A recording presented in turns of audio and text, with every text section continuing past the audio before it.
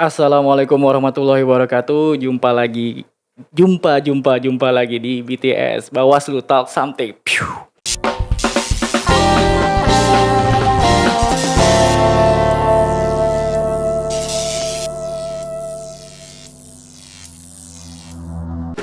Kali ini bersama saya nih, host magang nih, Mahe. Eh, untuk episode kali ini kita akan coba mau ngobrol-ngobrol dengan seseorang tokoh yang selalu dicari-cari nih kalau saat pemilihan nih atau pemilu nih kan. Ya, kita sambut saja Bapak Ketua Bawaslu Kota Samarinda, Bapak Abdul Muin Esos. Selamat sore selamat siang menjelang sore Pak ya. Ya, siang ya, Pak. menjelang sore. Apa kabar Pak? Baik, Sehat? alhamdulillah sehat Mas. Terima kasih loh Pak sebelumnya Sama-sama. menyisikan waktunya untuk ngobrol sama saya Pak ya. Sama-sama Mas, sama-sama. Bapak nih kelihatan bugar sekali setiap hari nih ya. Auranya tuh positif. Terima kasih Mas atas pujiannya. Ini mungkin juga rahmat atau berkah dari Allah Ya, Subhanahu mungkin wa Ta'ala. itu Pak. Saya ini kan sering tuh mendampingi Bapak tuh suatu supervisi atau sosialisasi atau penertiban APK.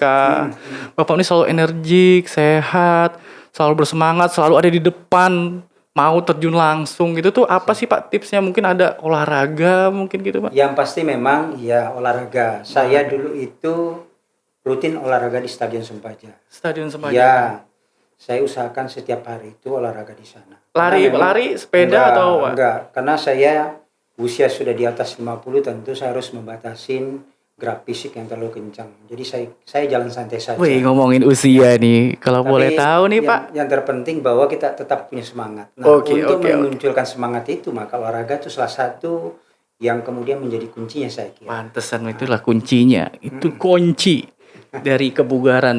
Tips dari Pak Abdul Muin Ketua Bawaslu Kota Samarinda. Siap. Ya gini Pak. Gimana? Ini ngomong-ngomong usia emang Bapak boleh nih di-share usianya? Di share Kalau- mana Mas? Maksudnya dibagikan ke Boleh. sahabat Bawaslu ini Pak. Saya kelahiran 68. 68, 86 ke 68 Pak? 68. 68. Wih, mantap masih bugar. Ya, Masih bugar ya. Pak. Saya mau nanya nih Pak. Boleh. Bapak ini tahun pertama berkecimpung di dunia pengawasan nih, maksudnya di Bawaslu, sebelumnya Panwaslu dulu Pak ya. Oke. Tahun berapa Pak? Awalnya pertama kali. Baik. Jadi gini Mas, saya berkecimpung di dunia kepemiluan atau pilkada. Saya mulai dari pengawas pemilu kelurahan waktu itu. Tepatnya di 2009. Nah, 2009. waktu itu saya bertugas di Kelurahan Sempaja Selatan. Sempaja Selatan Pak. Ya. Kemudian berikutnya saya di kecamatan. Di Kecamatan Samarinda Utara tentunya. Samarinda Utara. Ya, tahun 2010. Tahun 2010. Kemudian lanjut lagi juga sama posisinya pengawas pemilu kecamatan. Di Tahun Samarinda Utara 2000, juga. ya. Saya sempat sih bertugas di Kecamatan Samarinda, di Kecamatan Sambutan, maaf. Kecamatan Sambutan itu apa Sempat Pak? saya jadi panwascam di sana. Oh, oke. Iya. Oke. Waktu itu ketuanya Pak Munasir. Oh, ketuanya Pak. Mm-mm. Oke, baik Pak. Terus ini kan kita lagi gak ada tahapan nih Pak di Bawaslu Pak ya. Oke. Pasti Pak ada banyak waktu luang nggak Pak? Gimana? Kalau hari libur gitu ada waktu luang nggak? Oh iya. Biasa Bapak ngapain Pak? Kalau yang pasti Kalau gini. waktu luang gitu ngisi waktu luang. Yang pasti kalau di luar jam kerja gitu kan, ya paling saya pertama sama anak-anak gitu kan. Sama anak-anak. Oh, Dan yang perlu saya sampaikan, saya tetap berusaha untuk selalu olahraga. olahraga terus Ya. Pak ya. Jogging lah. Terus ini aura positifnya itu selalu Bapak gitu tebar ya? di Kelihatan di kantor. mana, Mas? Iya. Ya, Bapak tuh selalu ceria hari-hari gitu ya. meskipun banyak tanggung jawabnya Oh gitu ya. yang harus diemban. Iya. Asyik. Yang penting kita tetap harus semangat dan selalu optimis lah. Dulu Bapak waktu pengawasan itu motivasinya apa sih Pak? Maksudnya Bapak kan mungkin backgroundnya dulu memang backgroundnya mungkin lain kali ya. Oke. Tiba-tiba ke pengawasan, tertariknya tuh kenapa Pak? Ya saya kira gini bahwa memang saya itu pertama kali sekali lagi sebagai pengawas pemilu kelurahan, saya melihat bahwa pelaksanaan pemilu kada pada saat itu keberadaan pengawas itu sangat dibutuhkan ya dalam rangka untuk melakukan tentu terkait dengan pengawasan ya Betul. setiap tahapan yang ada. Nah, yang perlu kita pahami bahwa pengawasan itu sangat dibutuhkan dalam rangka untuk memaksimalkan bahwa tahapan yang ada itu betul-betul memang sudah dilakukan pengawasan di penyelenggara. Ini saya juga sesuai dengan amanah undang-undang ya, bahwa salah satu yang menjadi penting kemudian untuk dipastikan bahwa semua proses tahapan yang ada itu tentu dengan adanya pengawasan itu sendiri. Oke. Nah, pengawasan ini kan sebagai antisipasi untuk kemudian kita bisa melakukan pencegahan terhadap adanya potensi barangkali pelanggaran yang akan terjadi. Iya kan? Saya kira itu. Ya. Itu Pak ya. Nah ini Pak, satu lagi nih Pak, saya mau nanya nih Pak. Di Bawaslu itu kan ada tagline nih Pak ya. Tagline, cegah, awasi, tindak. Saya mau nanya nih Pak, kenapa nggak awasi tindak aja Pak? Nggak usah pakai cegah. Kenapa? Gini. Iya, tagline-nya kenapa cegah, awasi, tindak. Kenapa nggak kan pengawasan nih, pengawasin langsung tindak aja Pak. Jadi gini, kita di Bawaslu saya kira baik di Bawaslu maupun di Panwascam kita dan juga termasuk PKD maupun PTPS kita persuasif yang kita kedepankan. Maka saya kira pencegahan ini sangat penting. Kalau kemudian kita sudah melakukan pencegahan dengan baik secara maksimal, lalu kemudian masih terjadi penindakan, ya kan? Maka tentu penindakan yang akan kita lakukan. Oh gitu, jadi diutamakan pencegahan dulu gitu Pak ya? Iya, itu penting kemudian. Kalau boleh saya pinjam istilah di dunia kesehatan, lebih baik mencegah daripada ngobatin. Oh, betul, maka tidaklah kemudian berlebihan jikalau kemudian di dunia pengawasan di penyelenggaraan pemilu dan pilkada itu kita coba terapkan. Tentu dengan harapan bahwa masyarakat atau penyelenggara yang berkecimpung di dalam dunia pengawasan itu lebih santun ya, lebih persuasif ya, melakukan pencegahan-pencegahan di kalangan masyarakat yang terlibat langsung di dalam pesta demokrasi, baik itu konteksnya pilkada maupun pemilu. Jadi saya kira itu penting pencegahan itu. Pencegahan ya? Itu makanya tagline-nya di depan Pak ya, betul. Cegah, awasi, tindak. Dari pencegahan kemudian kita sinkronkan dengan pengawasan, lalu kemudian endingnya adalah nanti tentu penindakan. Oke. Saya kira itu langkah terakhir lah ya, penindakan itu. Pak, saya pernah saya pernah melihat sendiri sini Pak. Kan Bawaslu ini kan sering mengeluarkan keputusan-keputusan yang enggak sesuai sama ya, banyaklah masyarakat yang enggak puas tentang keputusan-keputusan yang diambil Bawaslu itu Pak. Kan sering ada itu Pak, demo Pak. Oke. Nah, itu perasaan Bapak tuh kayak apa sih Pak? Ketika ada masa yang datang ke kantor terus Bapak hadapi itu, rasanya gimana Pak? Kalau saya tuh Pak, jantung saya bukan deg-deg lagi Pak. Cepat jeder gitu rasanya Pak. Saya mau meledak ke saya Pak. Lihat masa yang banyak gitu Pak. Kalau Bapak gimana? Saya lihat tenang tetap. Ya, saya kira gini, memang setiap manusia saya kira ya yang namanya di demo apalagi jumlah masa yang cukup banyak. Betul Pak. Perasaan itu tidak bisa kita hindari ya. Perasaan apa itu Pak? Yang perasaan mungkin cemas. Kemudian tapi begini, bahwa itu bagian daripada demokrasi.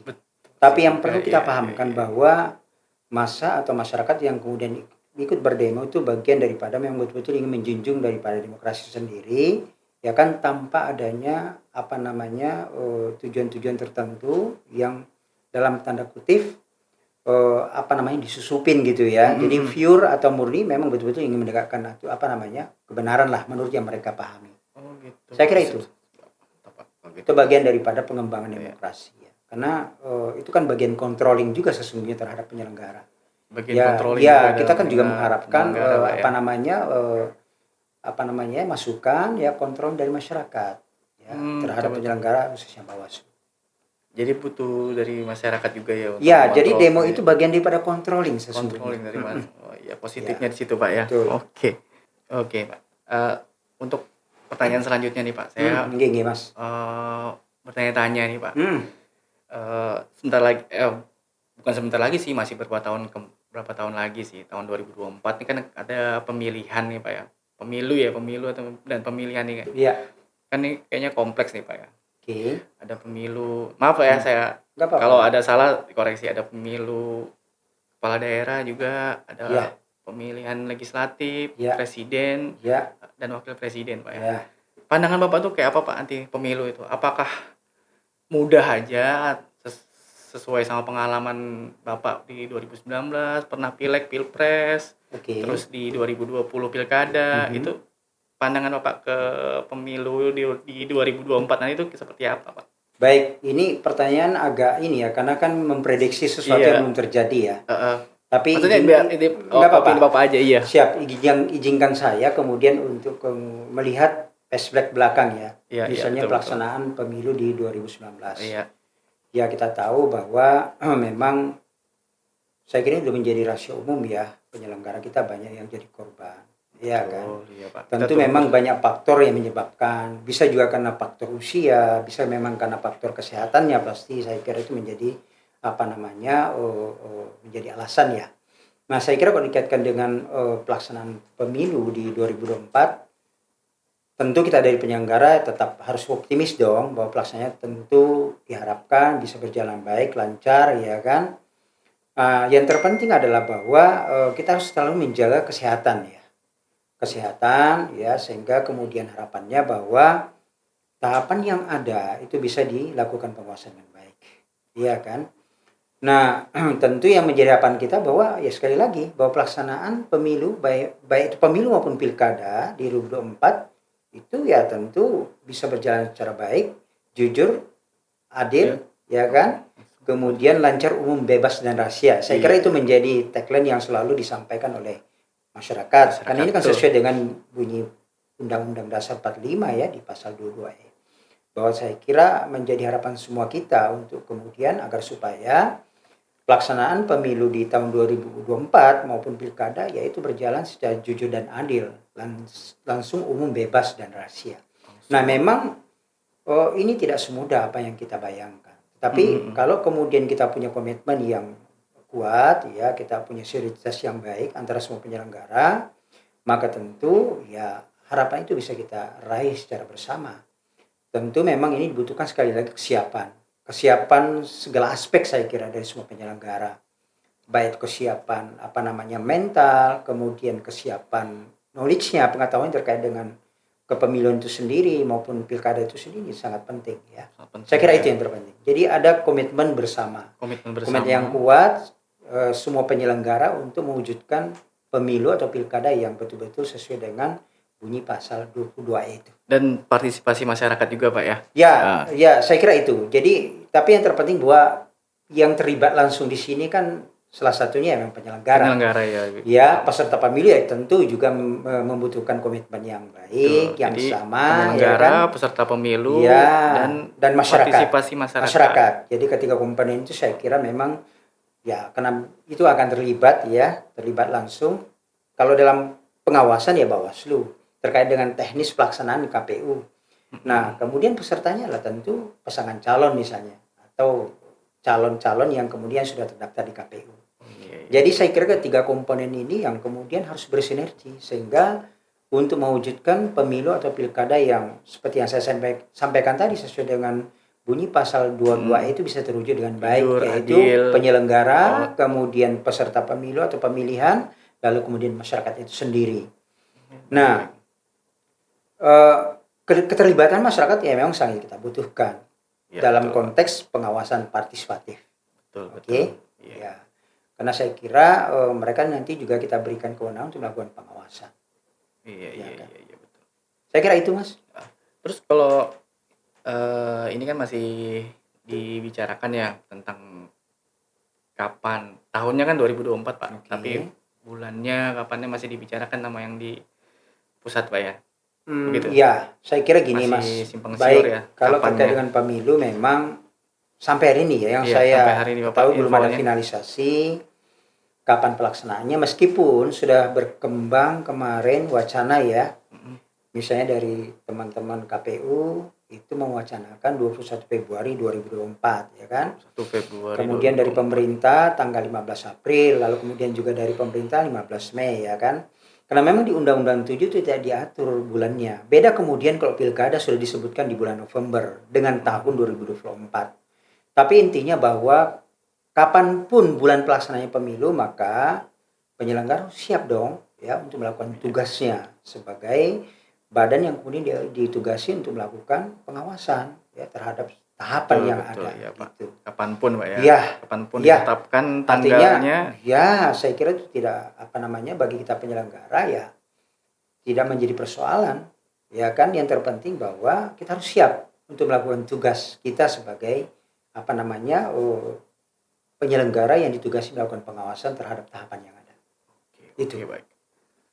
Kira-kira kalau untuk pemilu 2024 sendiri kendala-kendalanya itu masih sama nggak sih Pak sama tahun-tahun sebelumnya? Mungkin kendalanya mungkin apa? Money politik, hoax yang bertebaran, Ya, terus pandemi. Ya, saya kira ya kendala ya tidak bisa kita hindari ya. Meskipun harapan kita kendala itu bisa tersisir dengan baik, dengan sedikit demi sedikit bisa kita sisihkan ya. Iya. Nah, kalau soal bencana non alam, memang sampai detik ini tidak seorang pun yang bisa memprediksi apakah kemudian di 2024 itu sudah totality loss ya terkait dengan pandemi. Namun kalau melihat perkembangan sekarang kan sudah level 2 ya, harapan kita bisa turun ke level 1 dan nanti bisa zero pandemi. Nah, kalau itu yang terjadi maka tentu ini juga bisa memudahkan kita, bukan hanya kita sebagai penyelenggara tapi semua elemen yang terlibat langsung di dalam pelaksanaan pemilu maupun pilkada. Namun pun demikian tentu kita harus punya persiapan, ya kan? Betul. Kalau misalnya nanti ini misalnya kita berandai ya, sekali lagi karena ini belum terjadi, tapi persiapan tentu harus kita siapkan. Tadi itu pertanyaan saya selanjutnya sih Pak. Iya kan? Persiapannya ini kan jeda waktunya kan panjang nih kan sampai 2024. Iya.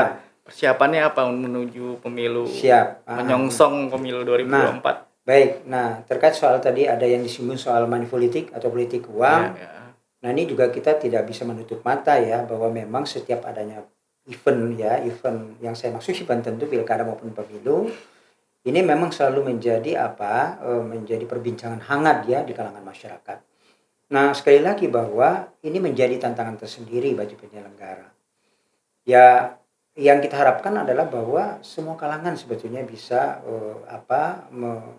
menyingkirkan atau meminimalkan ya terkait soal money politik. Meskipun ini menjadi tantangan tersendiri. Ya, bagaimana kemudian masyarakat bisa menyadari bahwa money politik itu sama sekali tidak memberikan pendidikan politik bagi bangsa dan negara ini. Ya, oleh karena saya kira kita sebetulnya harus punya komitmen yang sama, yang kuat untuk paling tidak meminimalkan daripada yang namanya money politik itu. Ya, karena kalau ini yang selalu terus terjadi di setiap pelaksanaan baik itu konteksnya pemilu maupun pilkada, maka ini tentu juga akan tidak mendidik kita ya sebagai bangsa yang betul-betul ingin menjunjung tinggi demokrasi yang baik. Iya kan? Saya kira itu Mas ya.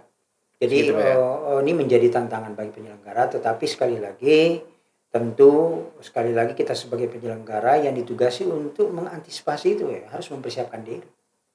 Ya, dan bersinergi semua elemen masyarakat yang ada. Oke. Baik Pak. Terkait satu lagi Pak pertanyaan dari saya Pak. Terkait regulasi Pak yang mengatur wewenang Bawaslu nih Pak dalam proses pengawasan pemilu atau pemilihan ini Pak. Apakah sudah cukup baik Pak, cukup bagus itu Pak dalam menguatkan Bawaslu sebagai badan pengawas pemilu itu Pak? Oke, saya kira pertanyaan cukup bagus ya. Nah, kalau kemudian pertanyaan apakah cukup bagus, tentu kita juga harus menyampaikan bahwa memang regulasi itu masih ada yang saya kira bisa menjadi celah ya. Betul. Kalau kemudian kita berbicara soal money politik, kembali lagi tentu memang ada yang menurut kami yang memang belum maksimal ya. Misalnya di Undang-Undang 7 2017 misalnya di pasal 523 ya kan. Memang di situ ada yang setiap orang ya kan yang kemudian melakukan money politik misalnya itu akan dikenakan sanksinya, tapi itu kan pada saat pemungutan suara ya. Artinya ya limitasi waktunya kan sangat tersingkat gitu. Sementara tahapan itu kan sampai sekian bulan ya. Misalnya pemilu nanti ini kan ada beberapa pilihan misalnya 30 bulan atau 25 bulan atau 20 bulan gitu. Nah, artinya wewenang kita itu terbatas kalau kemudian konteksnya adalah setiap orang gitu ya. Nah, beda kemudian kalau kita kaitkan dengan undang-undang pilkada, itu kan tidak ada limitasi waktu ya. Artinya sepanjang tahapan itu kalau kemudian ada yang melakukan katakanlah politik ya kan, itu bisa kita terapkan. Nah, sekarang itu satu. Yang kedua terkait dengan kewenangan. Jadi ada kemudian katakanlah pelanggaran administrasi yang kemudian sudah dilakukan rekomendasi oleh Bawaslu kepada KPU. Dan di undang-undang itu, di Undang-Undang 10 misalnya ya, di pasal 140 itu, juga teman-teman KPU masih diberikan kewenangan untuk kemudian melakukan apa ya, dalam tanda kutip memeriksa kembali, ya kan, orang yang sudah barangkali kita klarifikasi gitu, dan tidak menutup kemungkinan kita juga dilibatkan di situ. Masih. Artinya ada semacam apa ya? Jadi ada kasus yang sama loh ya. Bawaslu ini nggak sendirian dalam memprosesnya, ada lembaga-lembaga lain gitu. Enggak, karena memang di undang-undang ya memberikan peluang untuk itu. Teman-teman penyelenggara sebelah untuk kemudian bisa melakukan pemeriksaan kembali terhadap kasus yang sama loh ya, yang sudah direkomendasikan oleh Bawaslu. Ya seharusnya kan memang kalau menurut kita setelah Bawaslu melakukan rekomendasi tentu dengan cukup bukti ya. Keterangan Polri materialnya, ya teman-teman kami kan punya waktu 3 hari itu untuk kemudian bisa menindaklanjuti. Tapi kemudian kan dilakukan, misalnya dipanggil lagi ya, yang bersangkutan yang diduga melakukan pelanggaran administrasi, dan bisa saja keputusan nanti berbeda dengan kasus yang sama loh ya, itu tidak menutupi kemungkinan. Nah saya kira itu. Nah kemudian misalnya kembali lagi terkait dengan pilkada, misalnya tim kampanye yang kemudian ada satu pasal misalnya di Undang-Undang 10 yang hanya dikhususkan kepada calon wali kota, calon bupati, tapi tidak masuk calon gubernur dan wakil gubernur gitu kan. Sementara kan pilkada itu kan serentak ya, tetapi penerapan pasalnya tidak equal. Kenapa tidak equal? Karena itu dikhususkan hanya kepada calon wali kota, calon bupati, calon gubernur tidak masuk. Calon gubernur tidak masuk. Iya. Gitu. Di salah satu pasal disebutkan seperti itu. Tapi apapun itu Mas, saya kira sekali lagi kita sebagai penyelenggara tentu harus tetap menjalankan tugas sesuai dengan bunyi pasal atau undang-undang yang sudah dibuat ya. Baik itu Undang-Undang 7 2017 tentang pelaksanaan pemilihan umum maupun tentang Undang-Undang Pilkada terkait soal pemilihan wali kota dan wakil wali kota, bupati dan wakil bupati. Oke, Pak. Nah, ini Pak. Ini pertanyaan saya sudah cukup sampai sini sih Pak sebenarnya Pak. Sudah. Mungkin Bapak ada pesan-pesan mungkin untuk teman-teman para pemuda-pemuda di luar sana. Ya saya kira pertama gini, yang menjadi penting untuk kita perhatikan bersama pada saat misalnya pelaksanaan pemilu maupun pilkada nanti, mari mensukseskan dengan berbondong-bondong datang ke TPS, dan kemudian tentu yang penting lagi adalah berusaha untuk tidak kemudian berpikir untuk melakukan pelanggaran lah. Karena sekali lagi proses demokrasi ini harus kita kawal secara bersama. Siapa lagi yang bisa mensukseskan pelaksanaan pemilu maupun pilkada kalau bukan bangsa dan negara, masyarakat yang ada terlibat di dalamnya. Sehingga saya kira yang terpenting adalah lakukan apa yang terbaik untuk bangsa dan negara ya. Kemudian hindari semua hal-hal yang sekiranya bertentangan dengan regulasi terkait dengan pemilu maupun pilkada. Saya kira itu. Itu Pak ya. Cukup ya. Itu saya kira yang mantap Pak. Terima kasih loh Pak ya atas waktunya. Gitu kan? Tetap semangat untuk melakukan semua kegiatan terkait dengan pelaksanaan baik pemilu maupun pilkada. Oke Pak. Terima kasih loh Pak ya baik. atas waktu dan kesempatannya. Sama-sama Mas. Baik teman-teman, cukup sekian bincang-bincang saya dengan Ketua Bawaslu Kota Samarinda, Bapak Abdul Muin Esos. Kita bisa tahu tadi dari perbincangan kita Bawaslu tidak bisa dalam pengawasan ini tidak bisa berjalan sendiri, butuh partisipasi masyarakat juga. Jadi jika ada jika ada pelanggaran di lapangan yang sahabat Bawaslu lihat, lapornya ke Bawaslu Pak ya. Iya. Betul Pak. Bawaslu ini ada tingkatannya Pak ya, dari Bawaslu Kota, Bawaslu Kecamatan sampai pengawas pemilu kelurahan sampai ke kelurahan. Suara. Oke, sampai tempat pemungutan suara. Jadi ada tingkat-tingkatannya. Jadi yang terdekat aja, nggak perlu langsung ke Bawaslu Kota, atau ada di kecamatan, ada di kelurahan, ada di tempat pemungutan suara ada, atau di TPS. Oke, baik.